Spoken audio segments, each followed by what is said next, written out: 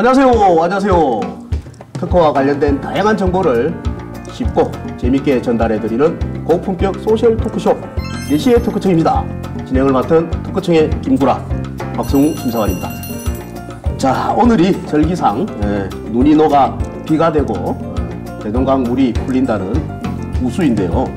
이와 관련된 소식을 전해드리기 위해서 4시의 토크청입니다를 찾아오신 게스트가 있습니다. 어서 오세요.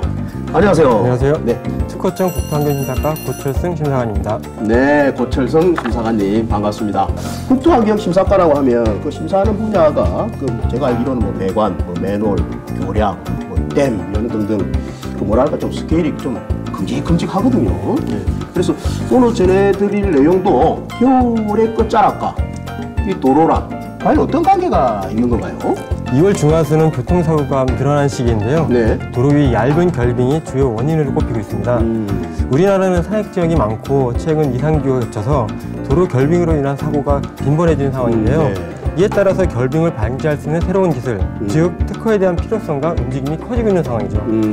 그렇군요. 자, 그럼 본격적으로 도로 위 사고 유발자 결빙 방지 특허에 대해서 하나하나 한번 알아보도록 하겠습니다. 그럼 먼저 결빙이라는 단어보다는 우리 시청자 여러분들은 블랙 아이스라는 말을 많이 듣고 거기에 익숙한 분들이 많을 텐데요. 근데 일단 용어부터 한번 살펴봐야 될 것 같은데요. 네. 이제 블랙 아이스라는 용어는 이제 색이 검기 때문에 검은색이기 때문에 생긴 용어라기보다는 보이지 않아서 생긴 용어라는 것이 더 정확한 표현 같습니다. 그렇군요. 그래서 미국에서는 이제 블랙 아이스와 인비저블 아이스, 즉 보이지 않는 결빙이라는 말도 함께 사용하고 있습니다. 네. 이러한 결빙이 형성된 도로는 눈길보다 더 미끄러워서 이제 큰 문제가 되는데요. 이러한 노면 마찰의 감소는 차량의 제동거리를 증가시키고 위급 상황 발생 시 제동불능 또는 미끄러짐으로 인한 운전자의 차량 통제 능력이 상실되므로 매우 위험하다고 할 수 있습니다. 실제로 2011년 겨울 논산-천안 고속도로의 104중 추돌 사고도 도로 결빙이 원인이었습니다. 그렇군요. 그 결빙 방지 특허 기술을 집중적으로 파고드니까 우리 고사무관님 마치 교통사고 전문가가 다 되신 것 같은데요. 그 진행자로서 저도 뭐 하나 준비해봤는데요. 그 통계를 보면 말이죠. 그 교통사고 치사율이 눈이 쌓인 도로에서는 1.6%인데 반해서 결빙 도로에서는 3.6%로 무려 2배가 넘는다고 합니다. 정말 무서운 거네요. 예, 그리고 곧 봄이라고 안심할 수 없는 것이 네. 3월에도 결빙으로 인한 교통사고가 꽤 많이 보도되고 있습니다. 그런데 우리가 너무나 잘 알고 있는 말이 있지 않습니까? 필요는 발명의 어머니다. 자, 도로 결빙의 위험성에 대한 인식이 커지는 만큼 이를 방지하기 위한 새로운 기술 개발 내지는 특허도 늘어날 것 같은데 어떻습니까? 지난 2007년에서 2016년 사이 10년간 결빙 방지 포장 출원은 총 223건으로 되어 있습니다. 네. 이는 절대적인 출원 건수는 좀 적다고 느낄 수 있는데 중요한 것은 전체 도로 포장 분야의 출원이 감소하는 데 반해서 결빙 방지 포장이 차지하는 비중이 늘어났다는 게 이제 주목할 만하다는 것이죠. 그 추운 날에도 미끄럼 걱정 1도 없이 달릴 수 있는 도로라고 하니까 정말 대단한데, 그런데 어떻게 이 결빙을 방지할 수 있게 되는 건지 그 기술적 원리도 상당히 좀 궁금해지는데 구체적으로 어떠한 기술들이 특허를 받고 있는지 한번 자세하게 설명을 해 주시죠. 네, 크게 두 가지 방식으로 나눌 수 있을 것 같습니다. 말씀하신 것처럼 포장재 내부나 또 하부에 열선, 온수파이프, 발열 멜트 등의 발열체를 구비하고 발열체, 네. 전기나 유체를 흐름으로써 열을 발산해 도로의 온도를 높이는 포장으로 약 60% 이상이 여기에 해당됩니다. 그렇군요. 어찌 보면은 추운 날씨에 방 안에 까는 전기장판, 온수 매트, 그런 비슷한 원리가 아닐까 하는 그런 생각이 드는데요. 그런데 다들 손바닥만한 전기장판 하나 쓸 때도 이 전기 요금부터 걱정을 하는데 그 넓은 도로에 전기를 공급하려면 또 요금도 엄청나지 않을까 하는 생각이 드는데 어떻습니까? 그래서 이런 도로 히팅 시스템은 국부적으로 사용을 하게 되고요. 그리고 이제 좀 더 경제적이고 안전한 자연 전력인 태양열이나 지열을 사용하는 특허가 많이 출원되고 있습니다. 그렇군요. 그리고 두 번째 기술에 대해서 말씀드리면 이제 포장을 이루는 조성물에 열 전도성 첨가제를 넣어 열을 발산하거나 염화칼슘처럼 결빙을 늦추는 첨가제를 넣어 포장하는 방식이 있습니다. 네, 다시 말해서 골재와 아스팔트를 혼합하여 아스팔트 콘크리트 제조할 때 이러한 첨가제들을 넣게 되는 것입니다. 넣는다는 거죠. 네, 그렇군요.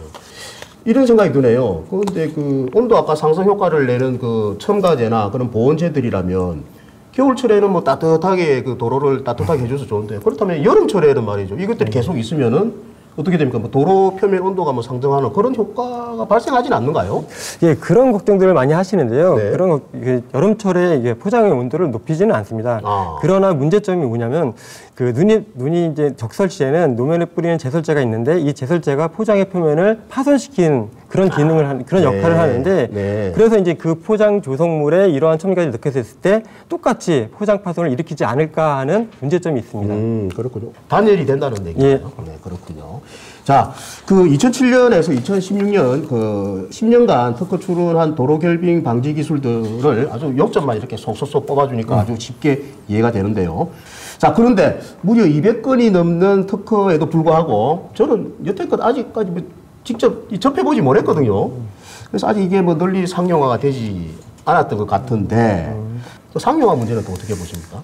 예, 일단 뭐 접해본 적이 없다고 말씀하셨는데 실제로 네. 이제 상습 폭설 구간이라든지 결빙 구간 또 교량 등에는 국부적으로 이제 적용이 애들이 꽤 있습니다. 아, 그래요? 하지만 일반적으로 이런 말씀드렸듯이 이런 결빙 방지 포장이 이제 포장재 하부나 내부에 들어가기 때문에 일반인들은 당연히 알기가 어렵고요. 또한 이제 로드 히팅 시스템의 경우는 이제 많이 적용되기 힘든 것이 포장중 하부에 설치되어서 이제 차량의 윤활증 등이 여기서 이제 파손될 수가 있고 네. 그런 경우 이제 유지 관리라든지 이제 보수가 어렵다는 문제점이 있습니다. 그리고 이제 전기를 이용하다 보니 이제 누전에 대한 사고 그런 우려도 있고요. 그리고 이제 뭐 아시겠지만 경제적으로 굉장히 부담스러운 건 사실입니다. 그렇군요. 자, 그렇다면 이번에는 그 해외로 한번 눈을 돌려보도록 하겠습니다. 다른 나라의 그 도로 결빙 방지와 관련된 뭐 특허나 그런 기술 수준은 좀 어떻게 되는지 궁금한데 우리나라보다 뭐 훨씬 겨울이 긴 나라들 있잖아요. 뭐 핀란드나 뭐 러시아 저쪽 북극 근처에 있는 나라들 실제로 뭐 어떻습니까? 뭐 제 개인적인 의견이긴 하지만 논문이나 특허 공부를 살펴보면은 앞서 네네. 언급했던 로드 히팅 시스템이나 이제 네. 첨가제 개발을 통한 도로 결빙 방지 기술은 우리나라나 다른 선진국과 서로 비견할 수준을 되는 것 같습니다. 네, 그럼 비슷비슷하다는 예. 겁니까? 근데 하지만 연구 관점에서 잠깐 말씀드리고 싶은데요. 네. 2015년 뭐 건설기술연구원의 윤태현 박사의 논문에 하면은 네네. 우리나라는 융설제라든지 열 배관 시스템 등 융설제로나 융설 시스템의 적용 타당성 검증을 주로 연구 과제로 하는 반면에 네. 영국이나 폴란드나 이런 선진국 같은 경우에는 적용 타당성 검증뿐만 아니라 통계적 자료, 역학적 이론을 이용한 도로 포장 표면에서의 결빙을 정확하고 체계적으로 예측하고 예보하는 그런 연구들이 이제 지속적으로 진행되고 있다는 점에서 이제 차이가 있다고 합니다. 네, 따라서 우리나라도 이런 포장 표면의 동결 예측 연구가 이제 좀 선행돼야 하지 않을까 싶고요. 그러면 이제 그에 따른 이제 구체적인 기술 개발이 더 활성화될 것 같습니다. 그렇군요. 자, 그러고 보니까 그 도로는 SOC 그 사회 간접 자본에 속하지 않습니까? 그래서 도로 결빙 그 방지 기술 연구 개발에는 국가나 어떤 공공기관, 뭐 연구기관, 뭐 이런 데서 좀 적극적으로 나서서 하는 게 맞지 않을까 생각이 드는데 실제 그 특허 출원 현황은 뭐 어찌 되는지 한번 살펴봐 주시죠.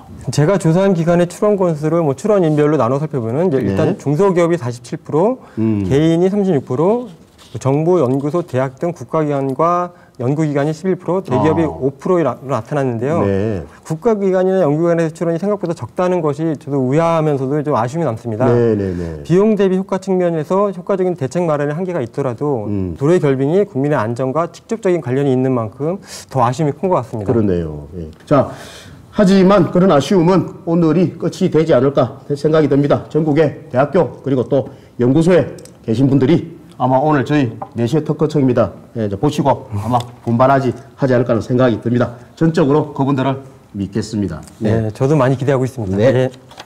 자, 도로 결빙을 방지하면 교통사고 예방뿐만 아니라 눈도 빨리 녹일 수 있어서 염화칼슘으로 인한 환경오염도 줄일 수 있다고 합니다. 이렇게 안전도 지키고 환경도 지키는 착한 특허 당연히 놓치면 안 되겠죠. 자, 오늘 우리 고철성 심사관님 모셨는데 아직 못다한 말씀이 있을 것 같은데 한 말씀 또 시청자분들한테 해주시죠. 예, 저는 오늘 말씀드린 이 도로 분야가 친환경이나 안전, 삶의 질 향상 등 우리 삶에 있어서 가장 밀접하고 직접적인 인프라라고 생각합니다. 네. 그래서 도로 이용자로서 우리가 도로에 많은 관심을 가졌으면 좋겠다는 생각을 합니다. 네, 그렇군요. 자, 오늘 나와주셔서 대단히 감사했습니다. 네. 자, 제가 또 한 가지 덧붙여 당부 말씀을 드리면요. 자, 날이 완전히 풀리기 전까지 운전하실 때 터널 입구와 출구 그리고 그늘진 도로, 다리 위, 이런데 꼭꼭 숨어있는 도로 결빙, 블랙 아이스들 조심 또 조심하시기 바랍니다. 자, 대한민국 국민 모두가 진정한 발명가가 되고 지식재산 만렙을 찍는 그날까지 내시의 특허청은 여러분들의 내시를 전적으로 책임지겠습니다. 대단히 감사합니다.